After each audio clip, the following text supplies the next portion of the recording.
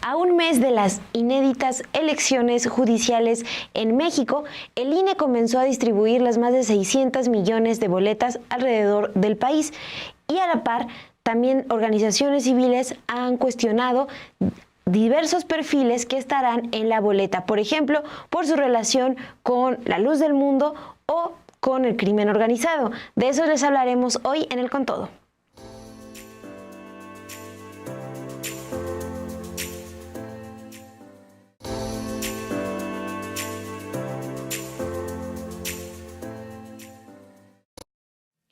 Pues sobre el domingo 1 de junio se realizarán las primeras elecciones judiciales de la historia de México. Estamos tal cual a un mes. Y pues vamos a poder votar por ministras, ministros de la Suprema Corte, también por magistrados del Tribunal de Disciplina Judicial, magistrados, magistradas de la Sala Superior del Tribunal magistrados de la Sala Superior del Tribunal Electoral y también, sí dije eso, ¿verdad? Bueno, son dos magistrados, pero sí. Los del Tribunal Electoral son los electorales y luego los de las salas regionales también el Tribunal Electoral. Exacto, sí, y me confundí porque también quienes estarán al frente del Tribunal de Disciplina Judicial son magistrados. Entonces me hice bolas ahí con los magistrados. Que ojo con el Tribunal de Disciplina Judicial, siempre me gusta repetirlo porque es de las particularidades de esta reforma. Se elimina el Consejo de la Judicatura Federal y se crea este tribunal que promete sancionar irregularidades y corrupción de juzgadores y, por ejemplo, pues a los actuales consejeros como Celia Maya o Bernardo Batis tuvieron pase directo en la boleta. Bernardo Batis quería ser ministro, pero al final va a postularse como magistrado al Tribunal de Disciplina Judicial. Actualmente es consejero, es básicamente lo mismo, pero ahora con otro nombre. Y Celia Maya, corrígeme si me equivoco, pero ella sí va por ministra. Ahorita lo checo. Sí. y también, bueno, parte de los cargos que se van a votar son los de magistrados de circuito y jueces de distrito. Entonces, va a haber una elección bastante importante. El INE inició este 30 de abril la distribución de las 601.987.276 boletas que se utilizarán. Desde el Centro Logístico de Distribución que se ubica en el Estado de México, la consejera presidenta del INE, Guadalupe Tadei, dio detalles sobre estas boletas y las rutas de distribución.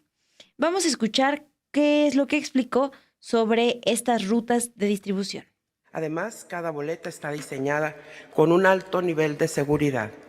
3 medidas de seguridad en el papel y 4 más en su impresión, lo que las hace infalsificables y asegura la integridad del voto de cada persona. Estas medidas de seguridad serán verificadas antes de la jornada electoral por las y los ciudadanos que integran los consejos distritales, así como el mismo día de la elección en cada casilla. La distribución de las boletas se realizará a través de 26 rutas, comenzando hoy y finalizando el 17 de mayo de este mismo año. Debido a la trascendencia e importancia de estos instrumentos, el traslado a todas las entidades federativas se llevará a cabo con la colaboración invaluable de nuestras Fuerzas Armadas. Por tratarse de un asunto de seguridad nacional, el Ejército Mexicano, la Marina Armada de México y la Guardia Nacional custodiarán los envíos a lo largo de estas rutas, partiendo desde este centro logístico de distribución hasta las bodegas de los 300 distritos electorales. Sí, Fede Ratasmón, les decía sobre el Tribunal de Disciplina, lo que les quería explicar es para qué es, justamente busca sancionar la corrupción de los juzgadores y gracias por corregirme, me siento doblemente mal porque hicimos un con todo de los candidatos al Tribunal de Disciplina y gracias por la corrección, exactamente, Celia Maya también aprovecha su pase directo como consejera del Consejo de la Judicatura Federal para postularse al Tribunal de Disciplina. Bueno, Dul, y siguiendo con este anuncio que hace la consejera presidenta del INE el día de ayer, 30 de abril, pues ella también explicó que en los distintos destinos a donde llegarán estas boletas, las y los consejeros electorales, funcionarios y asistentes electorales van a recibir las boletas y se van a encargar de entregar los paquetes que serán también llevados a las y los presidentes de mesas directivas seccionales de casilla. Para dimensionar la magnitud de esta elección, Rita Bel López, consejera electoral e integrante de la Comisión Temporal del Poder Judicial de la Federación, detalló también el 30 de abril que para esta elección se distribuirá casi el doble de boletas que las utilizadas en el proceso electoral federal del 2023 y del 2024, para el que se imprimieron poco más de 317 millones. Vamos a escuchar qué es lo que mencionó, porque también hace referencia a los embates que ha enfrentado este proceso electoral. Solo para poder dimensionar el alto volumen de boletas que implica esta elección del Poder Judicial, debemos tomar en cuenta que el año pasado, cuando realizábamos este mismo acto para la renovación de diversos cargos a nivel federal, se imprimieron poco más de 317 millones de boletas, el doble, casi.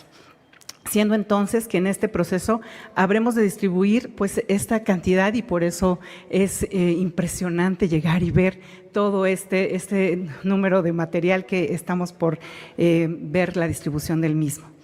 Esto da cuenta de un enorme reto logístico y operativo que ha implicado el desarrollo de este proceso inédito en la historia de nuestro país, pero también deja constancia, una vez más, del alto valor de este Instituto Nacional Electoral, pues en tiempo récord y pese a los diversos embates que se han tenido en este proceso, estamos aquí una vez más en tiempo y forma para iniciar la distribución de las boletas a todo el territorio nacional, a fin de cumplir con nuestro compromiso con la ciudadanía, para que el próximo domingo 1 de junio estén esperándoles en las casillas y sus boletas estarán ahí para cada una de las personas ciudadanas esperando que hagan efectivo su voto. Y en los últimos días también hemos escuchado debates sobre si se puede o no anular alguna de las candidaturas controversiales.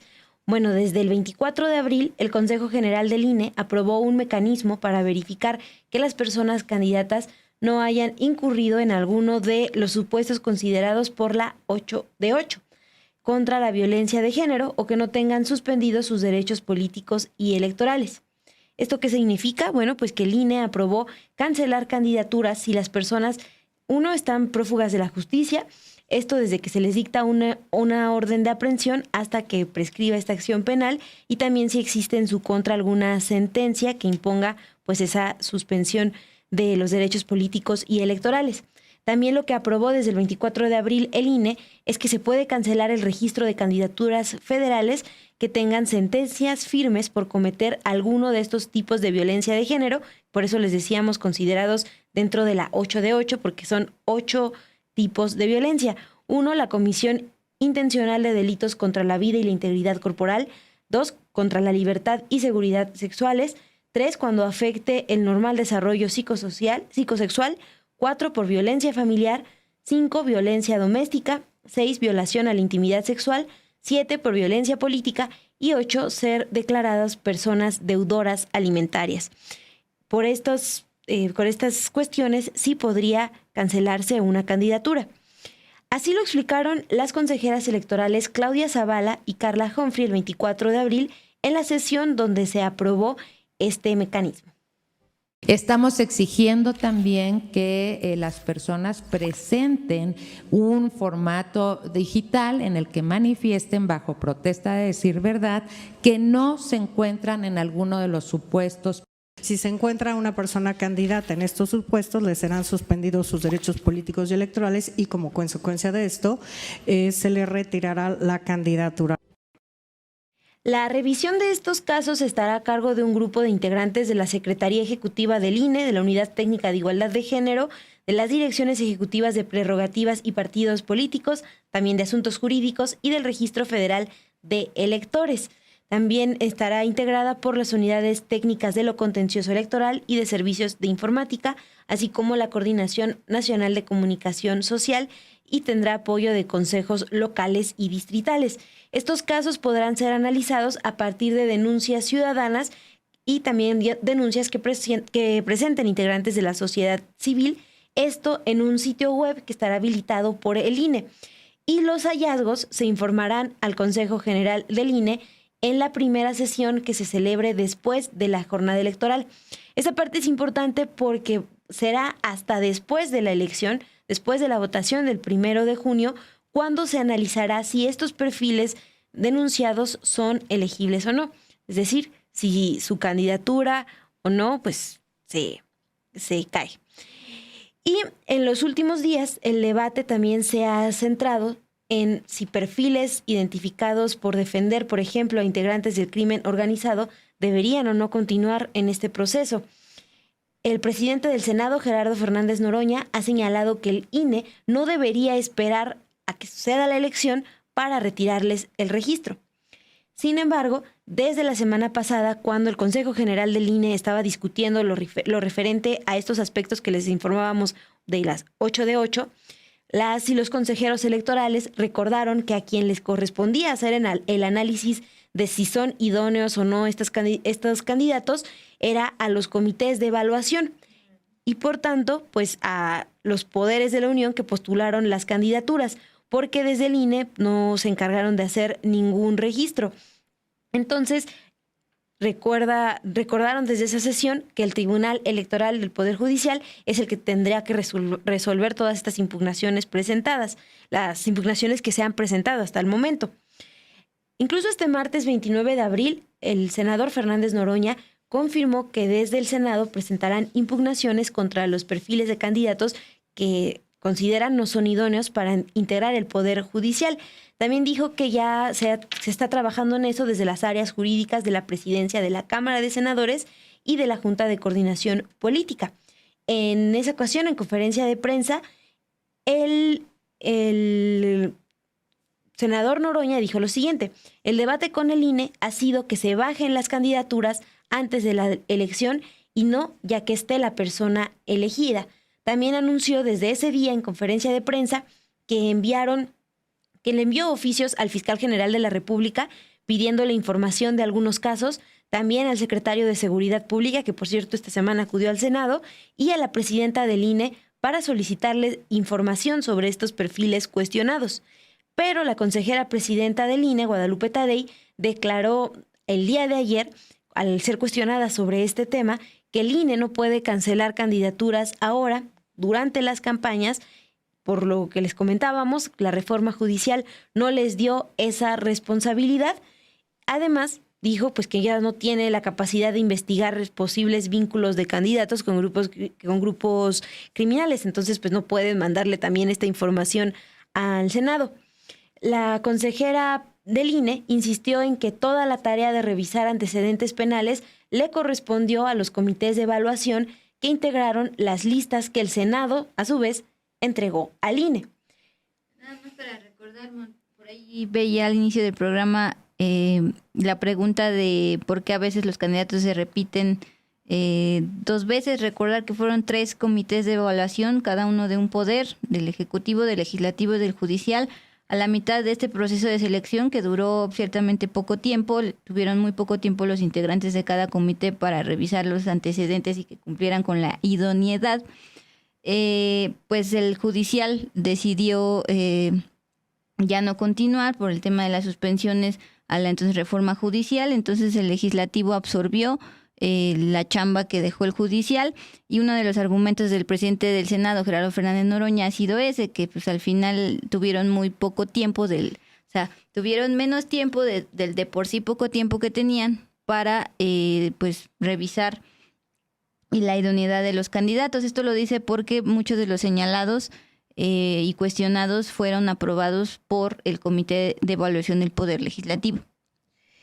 Sí, pues justamente en eso también abunda el día de ayer la consejera del INE, citada por medios. Les voy a leer parte de lo que mencionó. Cuando salieron las convocatorias del Senado de la República para la recepción de participantes y después la definición de las candidaturas, se establecieron requisitos, y entre esos estaba el de presentar una carta bajo protesta de decir verdad de que no se encontraban en ninguno de esos supuestos, es decir, el haber cometido un delito. Y todo eso está en los expedientes, que está en los expedientes, pues obra en el Senado, porque ahí se concentró absolutamente toda esa revisión. Entonces la garantía fue previa de garantizar que se contaban con estos requisitos. Hoy de manera adicional están enviando las observaciones que el instituto está en preparación para su revisión, pero al momento de que pase la elección, que tengamos los resultados y que tengamos que revisar la legibilidad de todos los participantes que llegan al triunfo, en ese momento habrá de revisarse y tomarse en cuenta como lo aprobamos en el Consejo General. Es en ese momento en que se va a hacer la revisión, o sea, hasta después de las elecciones, es lo que repite la consejera presidenta del INE.